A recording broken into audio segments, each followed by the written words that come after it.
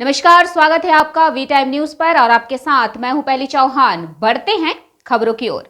बेगूसराय से इस वक्त एक बड़ी खबर सामने आ रही है, जिसमें बेगूसराय के सांसद शाह केंद्रीय मंत्री गिरिराज सिंह पर जनता दरबार के क्रम में एक युवक ने हमला कर दिया। गनीमत रही कि केंद्रीय मंत्री बाल बाल बच गए। हमला करने का आरोप एक मुस्लिम युवक पर लगाया जा रहा है। मिली जानकारी के अनुसार केंद्रीय मंत्री गिरिराज सिंह जब बलिया अनुमंडल में लोगों से मुलाकात कर रहे थे और जन समस्याओं को सुन रहे थे, उसी वक्त सैफी नामक मुस्लिम युवक पहुंचा और सर्वप्रथम माइक अपने कब्जे में लिया और अनाप शनाप बयानबाजी करने लगा। इसी बात से जब भाजपा के कार्यकर्ता और आम लोगों ने इसका विरोध किया, तब आरोपी युवक ने गिरिराज सिंह की ओर मुक्का चला दिया।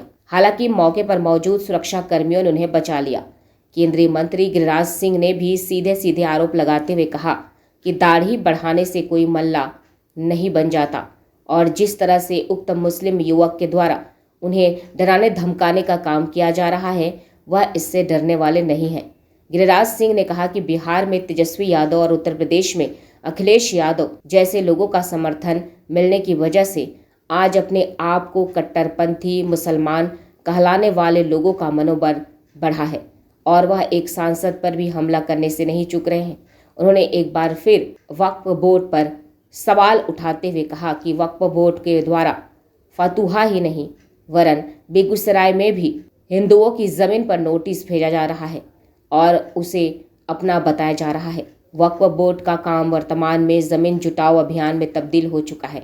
उन्होंने सीधे शब्दों में कहा कि उत्तर प्रदेश के मुख्यमंत्री ने जो कहा है बटोगे तो कटोगे, वह बिल्कुल सत्य है और हिंदुओं को अपनी सुरक्षा और सनातन धर्म की रक्षा के लिए एक होना ही पड़ेगा, नहीं तो अखिलेश यादव, तेजस्वी यादव और राहुल गांधी जैसे लोग भारत को इस्लामिक कंट्री बनाकर ही दम लेंगे। जनता दरबार यानी सारे अधिकारी जनता के साथ जनता की समस्याओं को सुन करके चलने लगे। वो पहले तो जबरदस्ती किया, कुछ इधर उधर के बातें बोला। हम अपना बर्दाश्त करते हुए आगे निकल गए। फिर लगा कि अब मेरे ऊपर हमला करेगा, ऐसा व्यवहार किया, लगा कि और फिर मुर्दाबाद का नारा लगाने लगा। तो दुर्भाग्य ये है कि उसको दाढ़ी होने के कारण आज तेजस्वी यादव भी उसके तरफ से खड़े हो जाए, अखिलेश यादव भी उसके लिए वोट के लिए खड़े हो जाए। लेकिन गिरिराज सिंह ऐसे चीज़ों से डरता नहीं है और मैं लक्ष्मीनिया, बलिया, बेगूसराय या देश में जो भी सांप्रदायिक सौहार्द को बिगाड़ना चाहेगा उसके खिलाफ हमारी आवाज़ उठेगी। लगातार देखने को मिल रहा है कि हिंदुओं को जमीन को वक्फ बोर्ड में तब्दील किया जा रहा है, क्या कहेंगे? ये पूरे देश के अंदर वक्फ बोर्ड एक ऐसा वक्फ बोर्ड है जो जमीन हड़पो आंदोलन, अभी आपने बख्तियारपुर के गोविंदपुर, बलिया में, पकठौल में, बेगूसराय के पकठौल में, ये हर जगह ऐसे कर रहे हैं। इसीलिए ये कांग्रेस पार्टी अगर नहीं, उनको वक्फ बोर्ड का दर्जा संवैधानिक नहीं है और वो जिस जमीन पे चाहता उस जमीन पे केस कर देता और लोगों को ये कह देता मेरे साथ मारपीट किए, कानूनी दर्जा लगाने की कोशिश। तभी मेरे सवेरे वो पकठौल पड़ता है तेघरा थाना में, पकठौल के लोगों को नोटिस दे दिया, ये हमारा घर है। ये बेगूसराय सहित, फतुहा सहित पूरे देश और बिहार में ये अभियान चल रहा है जिससे हम सफल नहीं होने। क्या लगता है सर, बांग्लादेश की तरह यहाँ भी इस तरह का हावी होने चाह रहे हैं हिंदुओं पर? कोशिश तो